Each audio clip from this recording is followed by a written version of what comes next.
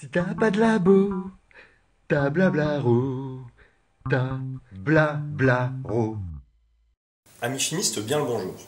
Alors comme nous l'avons dit dans les épisodes précédents, la température est un facteur qui peut influencer l'aspect thermodynamique mais aussi l'aspect cinétique d'une transformation chimique.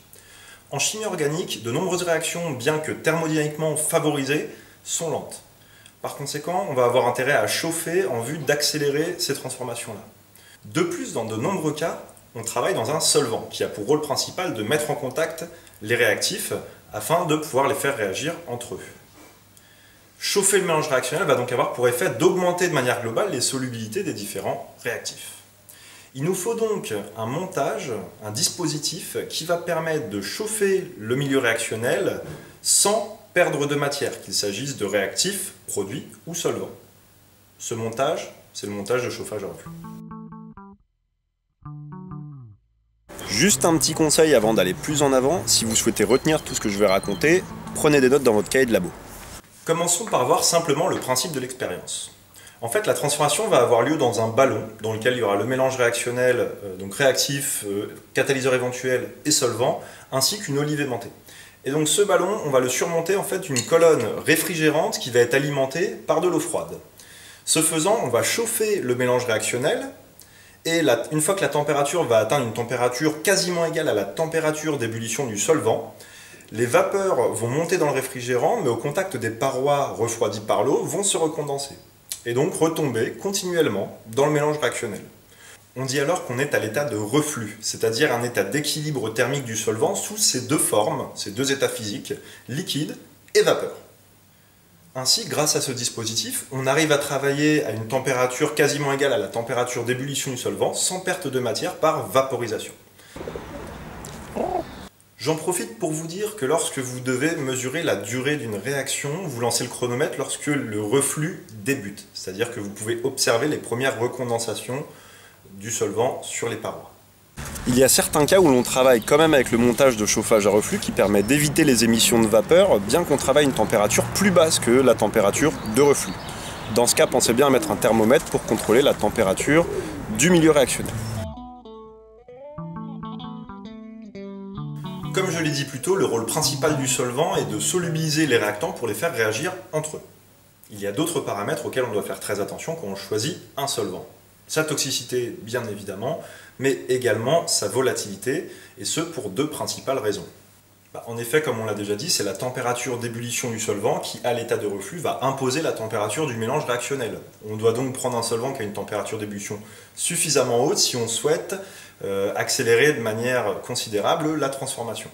Cela dit, dans le cas où le traitement du brut réactionnel nécessite de vaporiser le solvant, cela sera d'autant plus facile que le solvant est volatile. Par exemple, des solvants très volatiles comme le diéthyléther ou le dichlorométhane ne permettront pas d'atteindre des températures dans le ballon très élevées. En revanche, ce sera très facile de les éliminer à l'évaporateur rotatif si jamais on a besoin de le faire.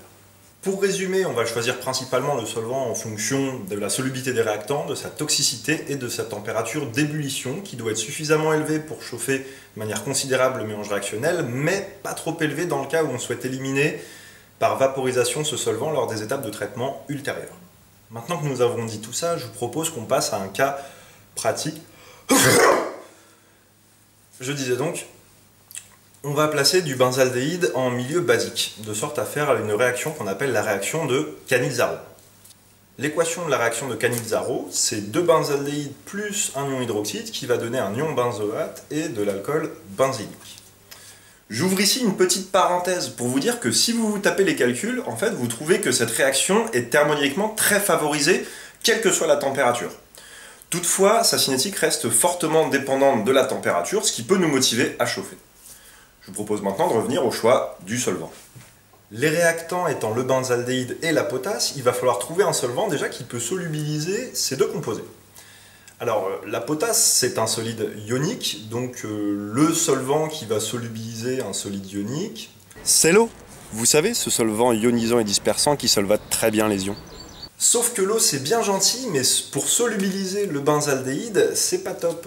En effet, si vous regardez la structure du benzaldéhyde, vous vous rendez compte qu'il y a un cycle benzénique qui est apolaire aprotique, donc hydrophobe, mais on a quand même le groupement aldéhyde qui est polaire et qui peut faire des liaisons hydrogènes, donc qui va conférer au benzaldéhyde une solubilité partielle. Donc moi, ce que je vous propose de faire, c'est qu'on le joue au culot et qu'en fait, en chauffant, on va espérer simplement que le benzaldéhyde va être suffisamment soluble pour permettre à la transformation d'avoir lieu. Donc oui, nous avons travaillé dans l'eau. Restez tout de même conscient que c'est un cas assez rare et que dans la plupart des cas, on est bien forcé de prendre un solvant organique. Allez, je vous emmène voir ça, on y va.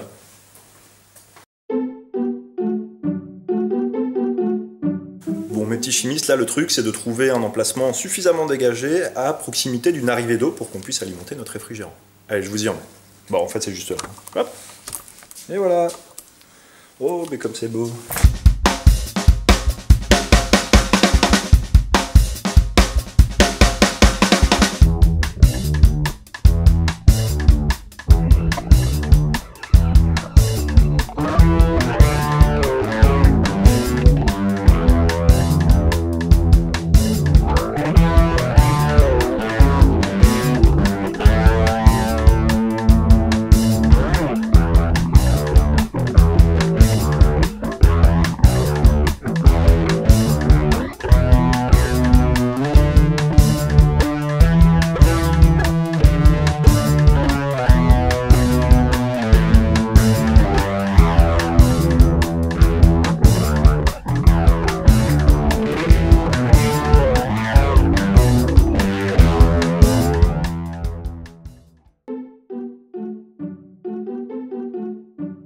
Voilà, maintenant que j'ai lancé la transformation, je vous propose d'aller faire un petit peu le tour du montage, comme ça je vais vous rappeler les différentes erreurs à éviter, les différentes choses auxquelles vous devez bien penser.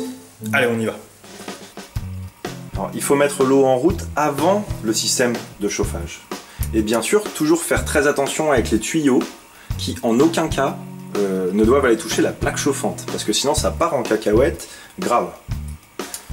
La colonne réfrigérante doit bien être alimentée par le bas et donc la sortie d'eau va se trouver en haut de la colonne. D'accord ? Un faible débit d'eau suffit. Voilà, et je vérifie qu'il y ait bien un petit peu d'eau qui sort par ici. Donc ça veut dire que l'eau dans la colonne est bien renouvelée et que donc elle peut bien jouer son rôle de réfrigérant. Pour commencer sur les pinces, il faut être très clair, vous avez une pince 2 doigts qui est la seule à assurer la stabilité du montage au niveau du col rodé central du ballon, et une pince 3 doigts, vous voyez, qui ne touche jamais la verrerie.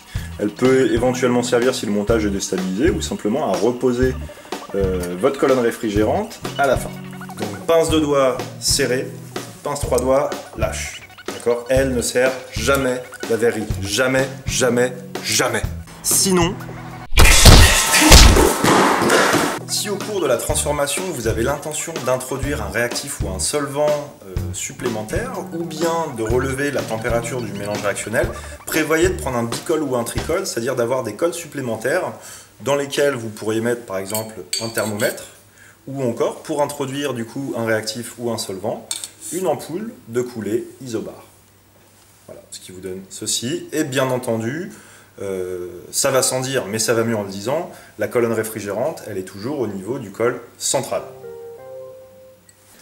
Le support élévateur, vous devez bien le mettre en position haute, de sorte à pouvoir l'abaisser rapidement si jamais la réaction s'emballe. Il est plus facile en fait d'abaisser le système de chauffage que de monter l'ensemble ballon plus réfrigérant. Par conséquent, vous travaillez avec le support élévateur en position haute.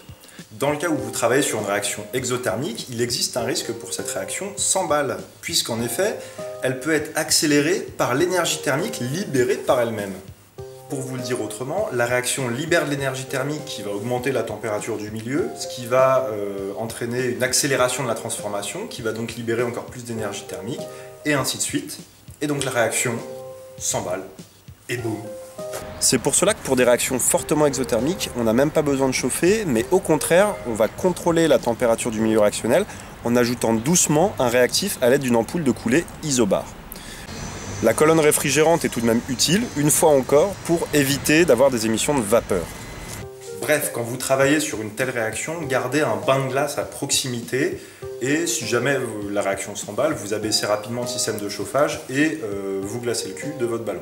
Et normalement, ça devrait plutôt bien se passer si vous ne traînez pas. Encore un petit détail, le niveau du bain doit être légèrement en dessous du niveau du mélange réactionnel, de sorte à ne pas chauffer directement sur la verrerie.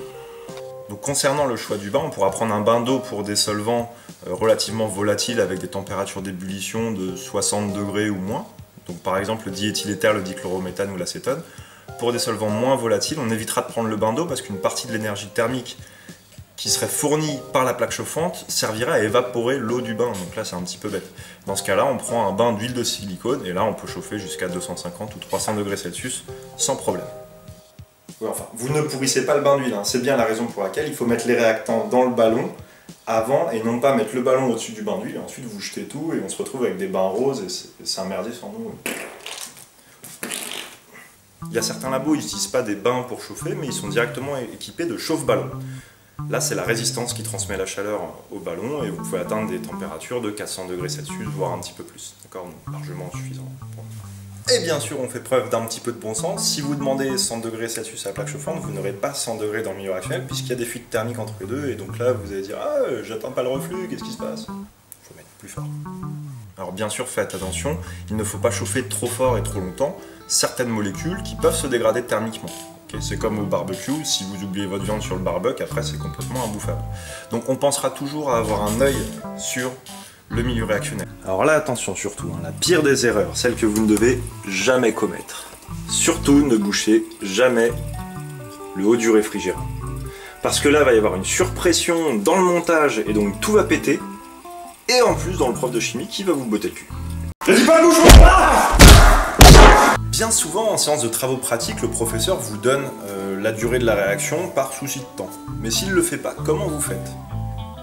Il faut dans ce cas prélever un petit peu de mélange réactionnel et utiliser une méthode de suivi, comme par exemple la chromatographie sur couche mince, technique que nous avons déjà détaillée dans une vidéo. Celle-ci va vous permettre de vérifier que vous avez bien formé des produits, mais aussi de savoir s'il reste ou non des réactifs, ce qui va vous permettre d'être éclairé dans le choix d'arrêter ou non la transformation chimique. Je vous invite à cliquer ici pour voir ou revoir cette technique expérimentale. Je souhaite maintenant arrêter la transformation. Donc pour ça, eh bien, je vais arrêter le système de chauffage et d'agitation. Ensuite, j'abaisse l'ensemble. Et puis là, on va laisser tout ça revenir déjà à température ambiante. Donc je ne vais pas arrêter l'alimentation d'eau tant que l'ensemble n'est pas revenu à température ambiante. Sinon, il pourrait encore y avoir des dégagements de vapeur. Donc on attend. Bien, maintenant que l'ensemble est revenu à température ambiante, ce que je vais faire, c'est que déjà je vais arrêter l'eau et ensuite je vais simplement pouvoir enlever la colonne réfrigérante que je vais maintenir soit avec la pince froidois, soit poser délicatement sur la paillasse et récupérer le ballon.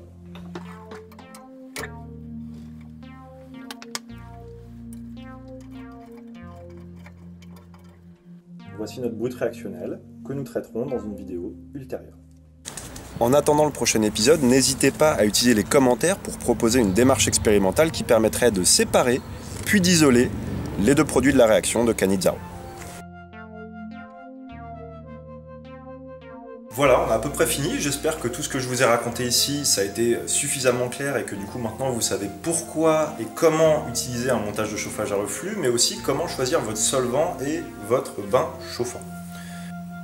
Enfin, je vous précise qu'il existe évidemment d'autres déclinaisons de ce dispositif expérimental.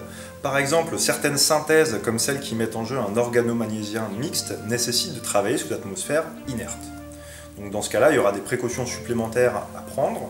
Enfin, on utilise également le montage de chauffage à reflux dans une méthode de purification des solides qui est la recristallisation et qui fera l'objet d'une vidéo future très prochaine. Enfin, n'hésitez pas à poser vos questions et à réagir dans les commentaires. Et bien sûr, si le contenu de cette vidéo vous a plu, explosez les pouces en l'air et partagez-le à l'attention de vos amis chimistes. Quant à moi, je vous dis à bientôt au labo.